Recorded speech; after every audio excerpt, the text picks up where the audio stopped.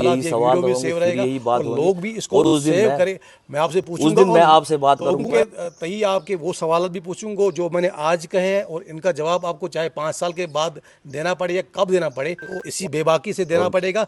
फिलहाल के लिए आपने समय दिया, मैं भी आपका आपसे यही सवाल बिल्कुल पूछूंगा कि बिल्कुल आप क्या बिल्कुल। बोल रहे हैं।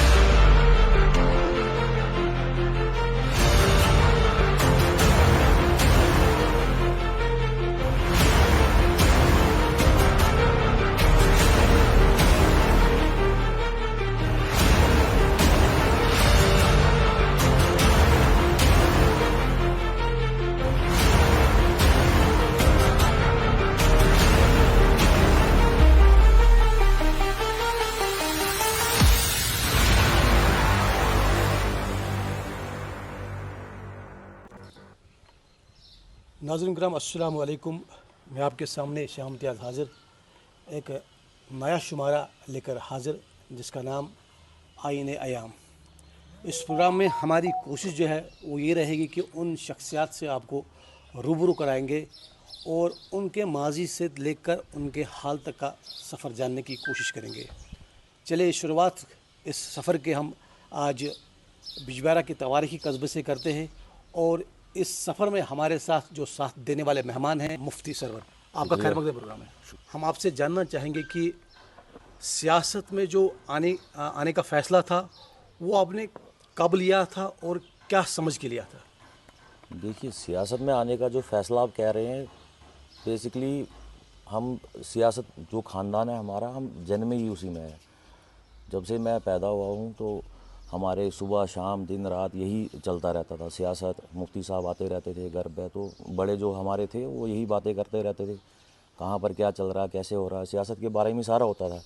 तो बचपन से ही हमारे जहन में तो ये सब चीज़ें चलती रहती थी। मुझे याद है जब मैं भी छोटा था तो मुफ्ती साहब का कहीं जलसा होता था, कहीं रैली होती थी, कहीं मीटिंग होती थी, तो पता नहीं था मुझे क्या है क्या नहीं है, लेकिन मैं भी भागता रहता था, कभी उनके पीछे ही हम भागते रहते थे। तो ये सिलसिला वहीं से शुरू है, बचपन से शुरू है, कोई नई बात नहीं है। तो वहीं से मेरे दिमाग में भी आया, आहिस्ता आहिस्ता जब हम चलते रहे, इसमें मीटिंग्स में जाते रहे, मुफ्ती साहब के उनकी बातें सुनते रहे, तो वहाँ से हमें थोड़ा मेरे दिमाग में भी आया कि नहीं, ये अच्छा काम है। अगर समाजी कोई काम करना है तो इससे बेहतर कोई रास्ता हो ही नहीं सकता है। अगर हमें लोगों की बात करनी है, लोगों का काम करना है, लोगों के दुख दर्द देखनी है, तो इससे बेहतर रास्ता तो कोई हो भी नहीं सकता है। तो यही था हमारे लिए कि सियासत में आने का यही एक वाहिद तरीका था मेरा। नहीं, आपने बात की कि आपने देखा कि जो बचपन से हम भी जानते हैं, सभी हमारे सामने भी जानते होंगे कि आपका जो पॉलिटिकल बैकग्राउंड था उनको उसने आपको इनक्लाइन किया कि सियासत में आने का। वो बिल्कुल सही बात है। लेकिन आपने यहाँ पर बात की कि जो अवामी खदमात है, बिल्कुल क्योंकि आप एज ए गवर्नमेंट एम्प्लॉय भी काम कर चुकी, और चूँकि आपने प्री मैच्योर रिटायरमेंट ली, तो वहाँ पर भी तो आप लोगों की खिदमत ही कर सकते थे।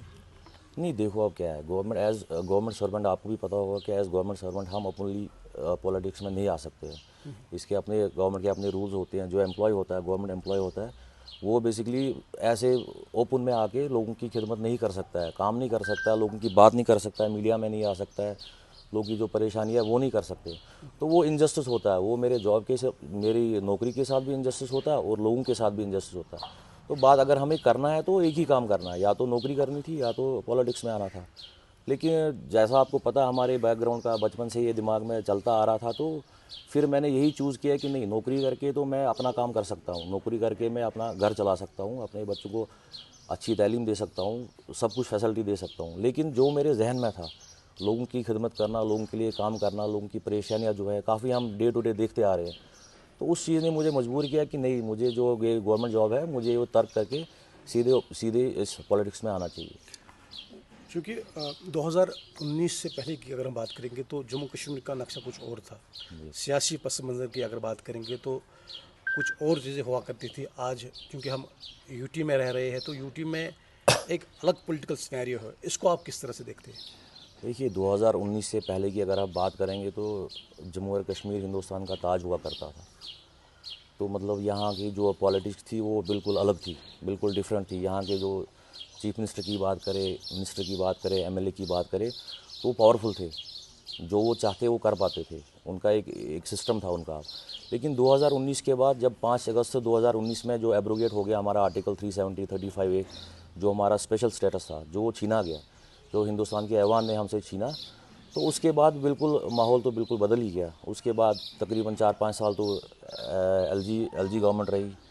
तो उसके बाद फिर अभी 2024 में जब इलेक्शंस हुए तो उससे पहले बात हो रही थी कि हमें म्यूनसिपैलिटी का चेयरमैन ये चीफ मिनिस्टर नहीं बनना है, लेकिन उसको भी छोड़ के फिर इलेक्शन लड़े, फिर आके चीफ मिनिस्टर बने, जबकि उनको पहले से पता था कि हमारी जब चीफ मिनिस्टर बनेंगे तो उसकी पावर कितनी होगी, वो क्या कर सकता है, उसका डोमेन उसको सारा पता था।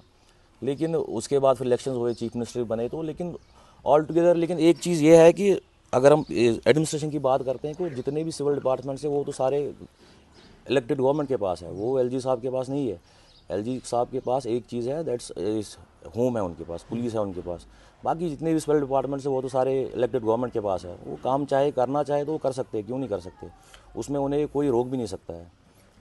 जहाँ तक आपने बात की कि 2019 से सबको पता है कि नक्शा बदल चुका है, लेकिन लोग ये भी सवाल उठाते हैं कि अगर आप इंक्लाइंड थे पीपल्स डेमोक्रेटिक पार्टी के आइडियाज़ से, तो फिर मुसलसल ये पार्टियां तब्दील क्यों? क्योंकि इससे पहले जब आपने पीडीपी से किनारे कशी इख्तियार की तो आप आज़ाद पार्टी में, डेमोक्रेटिक प्रोग्रेसिव आज़ाद पार्टी में चले गए। उसके बाद फिर आपने पीपल्स डेमोक्रेटिक पार्टी का हाथ थामा और हमने देखा कि लगातार आप इल्तिजा मुफ्ती के लिए खड़े थे और उनके लिए कैंपेनिंग भी की आपने। हाल ही में जो असेंबली इलेक्शंस हुए तो उसके बाद रिसेंटली आपने जो है अपनी पार्टी ज्वाइन की। तो लोग समझना चाहते हैं कि आखिर क्यों पीडीपी देखिए से किनारा कशी क्यों? देखिए मुफ्ती साहब के इंतकाल के बाद अल्लाह उनको जन्नत नसीब करे। उनके इंतकाल के बाद जो हमारा पीडीपी का जो पॉलिटिकल सिनेरियो है सारा चेंज हो गया। मतलब जिस हिसाब से वो चलाते थे, जैसे वो काम करते थे, लोगों से मिलना जुलना, बात करना, लोगों के काम करना, देखना कहाँ दिक्कत है कहाँ नहीं है, तो वो सारा एकदम से बदल गया। तो उनके गुजरने के बाद वहाँ फिर वैसा कुछ नहीं रहा। तो यही कारण है कि ज़्यादा मतलब जैसे लोगों से हम बात करते हैं, लोगों से हमने वादे किए, फिर उसमें हमने जब सरकार थी हमारी तो उसमें नौकरियां दी गई जेके बैंक में। तो उसमें भी मतलब अगर हम मेरिट की बात करें तो हमारे काफ़ी नौजवान पढ़े लिखे थे, पीएचडी करके बैठे हुए थे, एमफिल करके, इंजीनियरिंग करके, मतलब उनकी तरफ ध्यान ना देते हुए, चलो ठीक है पॉलिटिकली हम फ़ायदा देना चाहते थे अपने लोगों को, लेकिन उसमें भी फिर पॉलिटिकल मेरिट होना चाहिए था। Political merit in the sense कि अगर हमारे साथ लोग चल रहे हैं पिछले 40 साल से 30 साल से, तो हमें उनमें देखना चाहिए। अगर हमें पॉलिटिकली इनको एडजस्ट करना है, एकोमोडेट करना है, तो उसमें भी पॉलिटिकल मेरिट होना चाहिए, जो कि कहीं नहीं दिखा। उसमें आप भी यहीं के, आपको भी पता होगा कि जिनको नौकरियां मिली, मैं नहीं कहता हूँ ठीक है वो भी हमारे भाई है, वो भी हमारे भाई है, ठीक है वो हो गया अच्छी बात है, लेकिन कम से कम उनको मेरिट देखना चाहिए था। जो हमारी पार्टी के साथ एफिलेटेड है 40 साल से 50 साल से, पहले उसको प्रायोरिटी देनी चाहिए थी कि पहले उसको प्रायोरिटी दे जो 1 साल से आ रहा है। तो काफ़ी मिला जुला के काफ़ी चीज़ें ऐसी है जिनमें हमारा उनके साथ बात भी होती रही कि ऐसा नहीं होना चाहिए, आप ऐसा करें, ऐसा नहीं होना चाहिए, लेकिन बदकिस्मती किसी ने बात नहीं सुनी। तो जब कोई बात नहीं सुनता आपकी तो फिर आपको अपना रास्ता लेकिन अलग रास्ता कहीं ना कहीं इख्तियार आप यही कहना चाहते हैं तो कि अलग जो रास्ता तो जो इख्तियार करना ही जो पड़ेगा। जो पीडीपी की इस वक्त लीडरशिप है महबूबा मुफ्ती के अंडर, वो थोड़ी सी एरोगेंट है, ये मान के चले नहीं, हम। मैं उसमें कुछ नहीं कहूँगा एरोगेंट है। मेरा यही कहना है कि हमें देखना चाहिए, अगर हम काम कर रहे हैं लोगों के लिए कर रहे हैं तो उसमें हमें, अगर हम ऐसे मेरिट ना देखें तो कम से कम पॉलिटिकली तो मेरिट देखें हम। सबसे पहले तो हमें मेरिट देखना चाहिए। अगर हमारे पीएचडी करके लड़के रेड़े पर बैठे हुए हैं, हमारे इंजीनियरिंग करके लड़के बेचारे मजदूरी कर रहे हैं, तो आप आए दिन सोशल मीडिया पर देखते हैं पीएचडी करके लड़का बैठा हुआ रेड़ा चला रहा है, इंजीनियरिंग करके लड़का वो वैसे मजदूरी पर जा रहा है। तो सबसे पहले हमें मेरिट देखना चाहिए। अगर हम मेरिट भी नहीं देख पाते हैं उसके बाद तो कम से कम पॉलिटिकल मेरिट तो देखना चाहिए था ना हमें। तो ये चीज़ें, काफ़ी चीज़ें ऐसी है जो मतलब जिनको लेके हमारी बात होती रही है, लेकिन किसी ने सुनवाई नहीं होती थी कहीं पर। तो ये काफ़ी रीजंस है जिनकी वजह से हमने फिर किनारा अच्छा, कशी कर ली लोग इसके जानना लिए। चाहते हैं कि क्या मुफ्ती सरवर अब अपनी पार्टी में ठहराव करेंगे कि या वापस पीपल नहीं, डेमोक्रेटिक या बिल्कुल किसी और बिल्कुल पार्टी में नहीं, ये जाएंगे? हमारा आखिरी फैसला है। इंशाल्लाह यहाँ ठहराव करेंगे, लोगों के लिए काम भी करेंगे, लोगों की बेहतरी के लिए काम करेंगे। लोगों के काफ़ी मसले मसाइल है, उनके लिए हम काम करते रहेंगे। सरकारें तो आती जाती रहती है, आज किसी की सरकार है कल किसी की होगी, सरकारों का कोई मसला नहीं होता, लेकिन जहाँ काम करने की बात है, अगर आप एक सोशल एक्टिविस्ट की तरह भी काम करना चाहो आप वैसे भी कर सकते हो। काम करने में आपको कोई नहीं रोक सकता, लोगों की भलाई के लिए आपको कोई नहीं रोक सकता है। तो इंशाल्लाह हम यहीं ठहराव करेंगे, यहीं रुकेंगे, यहीं बैठ के लोगों का काम करेंगे, लोगों की खिदमत करेंगे। हर एक शख्सियत की पीछे कोई ना कोई शख्स ज़रूरत होती है जो उसका रोल मॉडल का कहलाते हैं। अगर पॉलिटिकल सिनेरियो की बात करेंगे, आपके पॉलिटिक्स की जो जो आगाज़ के दिन है, तो आप महबूबा मुफ्ती को अपना रोल मॉडल मानते हैं या किसी और को? और हमारा रोल मॉडल तो हमारा बचपन से ही मुफ्ती साहब रहे हैं। तो उनके मतलब जब से उनका पॉलिटिकल कैरियर शुरू हुआ है, हम तब थे नहीं जब हम पैदा हुए, जब हमने देखा मुफ्ती साहब को, वो हिंदुस्तान के होम मिनिस्टर भी बने, कश्मीर के 2 टाइम्स चीफ मिनिस्टर भी रहे हैं। उनका लोगों के लिए जो दर्द था हमने वो देखा हुआ। लोगों के बारे में हमेशा बात करते, जब वो घर आते थे तो लोगों के बारे में हमेशा बात करते थे, बिजबिहारा के बारे में बात करते थे, बिजबिहारा के लोगों के बारे में बात करते थे, पूरे कश्मीर के बारे में बात करते थे। तो उनकी एक ईमानदारी जो है, उनका जो एक करैक्टर है, तो वो हमारे लिए एक, उससे बेटर हमारे लिए कोई रोल मॉडल नहीं हो सकता है। यहाँ पर मैं आपसे एक ज़ाती सवाल पूछना चाहूँगा कि बुरा लगा जब आपने पीडीपी को छोड़ा, क्योंकि जो अपनापन होता है, मतलब आपकी रिलेशनशिप है, मतलब है फैमिली रिलेशनशिप आपके साथ है, तो कभी आपको ये ख्याल आया नहीं मैंने गलत किया, मैंने पीपल डेमोक्रेटिक पार्टी को छोड़ दिया और किसी और पार्टी में मैं चला गया, तो ये कभी नहीं, आपको लगा देखिए, कि ये गलत है? अब देखिए, रिलेशन जहाँ है, रिलेशन तो टूटता नहीं है, ठीक है। यहाँ भाई होते हैं, उनमें भी झगड़ा होता है, भाई बहन होती है, माँ बाप होते हैं, उनके साथ भी झगड़ा होता है। लेकिन एक चीज़ है, एक सियासत है, पॉलिटिक्स है, ये हम अपने लिए नहीं करते हैं, ये लोगों के लिए करते हैं। जहाँ आपको लगता है कि लोगों के साथ गलत है, लोगों के साथ सही नहीं हो रहा, तो वहाँ आपको किनाराकशी कर लेनी चाहिए। तो यही यही यही बात है, इसमें कोई रिलेशन वाली बात नहीं है। हाँ, वो उनमें रिलेशन है, बहन है मेरी, वो रिश्ता तो कभी टूटेगा नहीं, ख़त्म नहीं होगा। आपके कहने से मैं भी कहूँगा नहीं मेरा रिश्ता नहीं है, तो ऐसा तो नहीं है कि रिश्ता टूट जाता है बोलने से, रिश्ता तो रहता ही रहता है। लेकिन जहाँ सियासत की बात है, तो सियासत में हमें इंसाफ के साथ सियासत करनी चाहिए, अदल के साथ इंसाफ सियासत करनी चाहिए, लोगों के लिए सियासत करनी चाहिए। तो यही है, बाकी अपना रिश्ता है, रिलेशन है, वो तो रहेगा ही रहेगा, वो कभी टूटता नहीं है। जो आने वाला वक्त है उसमें क्या एक्सपेक्ट कर रहे हैं कि क्या आप लोगों के लिए क्या कुछ कर सकते हैं? देखिए, अगर हम अपने बिजबिहारा कॉन्स्टिट्यूंसी की बात करें, तो यहाँ अगर आप लोगों के लिए बात करते हैं क्या करेंगे, तो यहाँ इतनी ज़्यादा परेशानियाँ हैं कि अगर मैं आपको बोलूँ तो पूरा दिन निकल जाएगा। आप देखिए, हमारा सब डिस्ट्रिक्ट हॉस्पिटल है यहाँ का, आप भी यहाँ के रहने वाले हैं, वो नाम के लिए सब डिस्ट्रिक्ट हॉस्पिटल है, काम वो पीएचसी का करता है। वहाँ कोई स्पेशलिस्ट डॉक्टर्स नहीं है, वहाँ स्टाफ कोई, मुझे लगता है 1987 में डिप्यूट हुआ है, सैंक्शन स्टाफ बिजबिहारा की अभी 2025 है, मतलब तकरीबन कोई 38 साल 40 साल हो गए, और 40 साल से वही स्टाफ है। और पॉपुलेशन आप देखिए कितनी पॉपुलेशन बढ़ गई है। तो मतलब कहीं ना कहीं हम जो डॉक्टर्स है, जो पैरामेडिकल स्टाफ है यहाँ का, उनके साथ भी जुल्म हो रहा है। हम कह रहे हैं कि ना नहीं काम कर रहे, लेकिन उस टाइम की पॉपुलेशन और 38 साल के बाद की पॉपुलेशन आप देखिए कितनी आबादी बढ़ गई है। वही का वही है, कोई हमारा वहाँ यूएसजी नहीं करती है, डॉपलर यूएसजी नहीं है, सीटी स्कैन फैसिलिटी नहीं है हमारे पास, स्पेशलिस्ट डॉक्टर्स नहीं है। और ये जो बिजबिहारा हॉस्पिटल है, ये आप इसको देखिए कि ये फीडिंग पॉइंट है। मेरे हिसाब से ये 4 डिस्ट्रिक्ट्स का फीडिंग पॉइंट है। डिस्ट्रिक्ट अनंतनाग का, डिस्ट्रिक्ट कुलगाम के कुछ इलाके इसके साथ जुड़े हुए हैं, डिस्ट्रिक्ट कुलगाम के जुड़े हुए हैं, डिस्ट्रिक्ट शोपियां के जुड़े हुए हैं, मतलब 4 डिस्ट्रिक्ट को ये फीड करता है।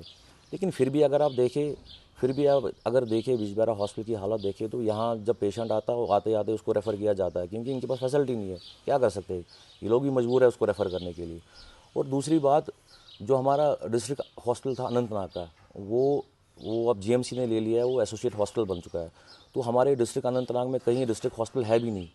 हमारे यहाँ अच्छा इंफ्रास्ट्रक्चर है, गवर्नमेंट को चाहिए कि यहाँ हमारे एमएलए साहब भी है, उनको इसमें पहल करनी चाहिए, उनकी सरकार है, उनका चीफ मिनिस्टर है, तो उनको चाहिए, जो अभी डिस्ट्रिक्ट अनंतनाग में हमारा डिस्ट्रिक्ट हॉस्पिटल नहीं है, कहीं वजूद में भी नहीं है, उनको चाहिए कि उसको यहाँ शिफ्ट किया जाए, यहाँ चलाया जाए। हमारे पास इंफ्रास्ट्रक्चर है, हमारा यहाँ ट्रॉमा हॉस्टल बना है, वहाँ आपको पता है ऑक्सीजन प्लांट लगा हुआ है, सारी फैसिलिटीज़ है वहाँ पर, हर एक चीज़ है वहाँ पर, इतना पैसा लगा के वो बनाया गया, लेकिन उसको एक महज आयुर्वेदिक सेंटर बना के छोड़ दिया। तो मतलब ये करने के लिए अगर ये कुछ करने मसाइल है जिनके ऊपर बहुत आपकी बड़े नज़र बड़े रहेगी। बहुत बड़े बड़े मसाइल है यहाँ पर। एजुकेशन का आप स्कूल देखिए, प्राइमरी स्कूल्स देखिए यहाँ पर हमारे, उनकी हालत देखिए, हाई स्कूल्स की हालत देखिए आप हमारे यहाँ के। हमारा सबसे कुदरत का हमारा तोहफ़ा था हमारे दरिया झेलम। बिजबिहारा की तमाम गंदगी जो भी है वो जाके दरिया झेलम में जाती है। तो उस झेलम को कभी जहाँ उसका हम पानी पिया करते थे, झेलम का, दरिया झेलम का आपको भी पता होगा, हम उसका पानी पिया करते थे, और इस टाइम महज एक ड्रेन बन के रह गई है। और भी बड़े मसले हमारे ये दशनीपुरा एरिया में है, जो हमारा दशनीपुरा बेल्ट है, वहाँ के बच्चे जब उनको कॉलेज जाना होता है, उनको दिन में तकरीबन 50-60 kilometre to and fro travel करना पड़ता है कॉलेज जाने के लिए। वो परेशानी है, वहाँ कॉलेज होना चाहिए था। हमारी इतनी बड़ी फ्रूट इंडस्ट्री है दशनीपुरा की, उसके लिए काम होना चाहिए था। मसले मसाइल तो बहुत ज़्यादा है। आखिर पर हम भी जानना चाहेंगे, जो आपके फॉलोअर्स है, जो आपके साथ खड़े रहे हैं अभी तक के सफ़र में, वो भी जानना चाहिए, क्योंकि सब जानते हैं कि हर एक की ज़बान में ये होता है कि जब सियासतदान सियासत पे आता तो ना तो शफाफियत रहती है, ना जवाबदेही रहती है। अगर आपको मौका मिलेगा, हम चाहेंगे कि अगर आपको लोग मौका देंगे, कि हमारे पास वो हक नहीं है, लोगों के पास हक होता है कि वोट के बलबूते पे आपको वो अगर लाए, तो क्या आप यकीन दहानी करा सकते हैं कि मैं जवाबदेह भी रहूँगा, मैं शफाफियत के साथ काम भी करूँगा, और मेरिट जो आपने पॉलिटिकल मेरिट उसको भी नज़रअंदाज नहीं करूँगा। देखिए, सबसे पहले मैं बात बोलूँगा आपको, जो आप कह रहे हैं कि जब आपको लोग चुनेंगे, वो तो बात की बात है। अभी फ़िलहाल इलेक्शन में 4 साल है, वो तो 4 साल के बाद होगी।